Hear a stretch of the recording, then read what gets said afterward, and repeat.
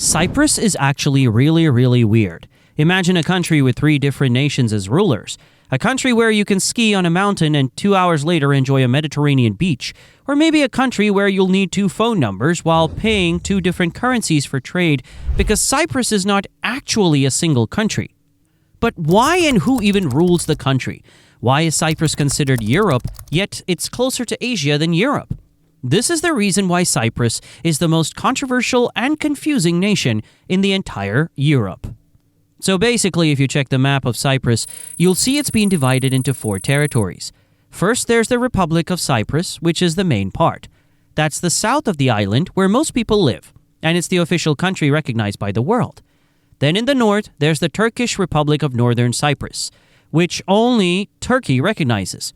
In between the north and south, there's a UN buffer zone, often called the Green Line, a weird strip of land controlled by the United Nations to keep the peace.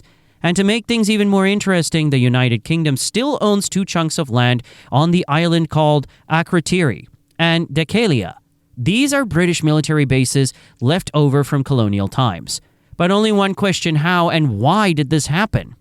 So way back, Cyprus was ruled by the Ottoman Empire for a few centuries. Then in 1878, the British took over, and by 1925, it officially became a British colony. During British rule, things started getting tense. Most Greek Cypriots wanted Cyprus to join Greece.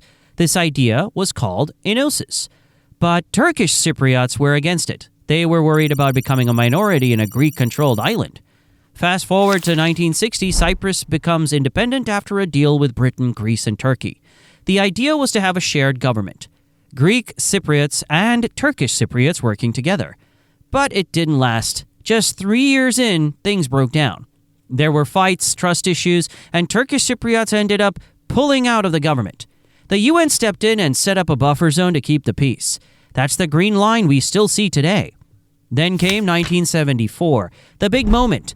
A group of Greek Cypriots nationalists tried to take over the government in a coup, with help from the military junta in Greece. Their goal? Force enosis. Unite Cyprus and Greece. That's when Turkey invaded the north, saying they were protecting Turkish Cypriots. In just a few days, Turkish forces took about a third of the island. Since then, Cyprus has been split in two. In 1983, the north declared itself the Turkish Republic of Northern Cyprus, but only Turkey recognizes it. The south, the Republic of Cyprus, is the official government and even joined the EU in 2004. The UN still patrols the buffer zone, and while there's peace, there's still no final agreement. So today, the island is basically stuck. 2 sides, 2 governments, 2 currencies. Even the capital of the country, Nicosia, is divided into 3 parts. Now that some confusion about Cyprus is clear to you, let me confuse you even more. Look, Cyprus is extremely close to Asia, but it is not a part of Asia. Hence, it is EU. Yet, Cyprus is not actually EU, at least entirely. But you might think Cyprus is actually and officially an EU member on the map, right? But since the northern part of Cyprus is ruled by Turkish authorities, which, let me remind you, are not part of the European Union, as Turkey is not part of the European Union, which makes half the country unofficially not a part of the European Union, but officially on paper, they are actually European Union, as a country. Hella confusing, right? Then there's currency, and yep, it's just as confusing. In the south, they use the euro, same as France, Germany, or Italy, and in the north, they use the Turkish lira officially. But because the lira has been so unstable in recent years, most shops in the north also accept euros, and some even prefer it. You'll see restaurants and cafes with menus priced in both currencies, especially in tourist areas. In the country capital of Nicosia, you can grab a coffee in South Nicosia for 1.5 euros, which represents the southern euro using part. Walk 5 minutes across the checkpoint, and you get the same drink for 50 Turkish lira, which is about 1.5 euro, depending on the day's exchange rate. It's like 2 economies overlapping on top of each other. And speaking of walking, driving here has its own twist too. In both the north and south, people drive on the left side of the road, a traffic rule from British colonial days. But even though they drive the same way, the road signs change as soon as you cross the line. In the south, the signs are in Greek and English, and license plates have the blue EU symbol. In the north, signs switch to Turkish and English, and plates have red letters with no EU marking. Oh, and if you're renting a car, here's a fun detail. If you rent it in the south, your insurance won't cover you in the north. You'll have to buy extra insurance at the border just to cross over. Imagine taking a 10-minute drive and needing a whole new insurance policy. Yeah, it's that kind of place. Flying in and out of Cyprus also reflects the split. If you're landing in Larnaca or Paphos, airports in the southern Cyprus Republic, you can come in directly from most major cities around the world. But if you want to fly to the northern territory of Cyprus, to Erkan Airport specifically, you can't do it directly from anywhere outside Turkey. All flights to the north have to route through Turkey first, even if you're coming from just a few miles away in Greece or the UK.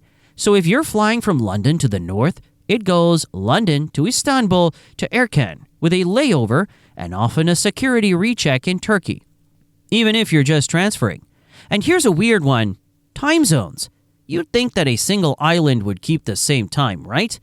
Well, in 2016, that wasn't the case. The Republic of Cyprus follows Eastern European time, like Greece or Bulgaria.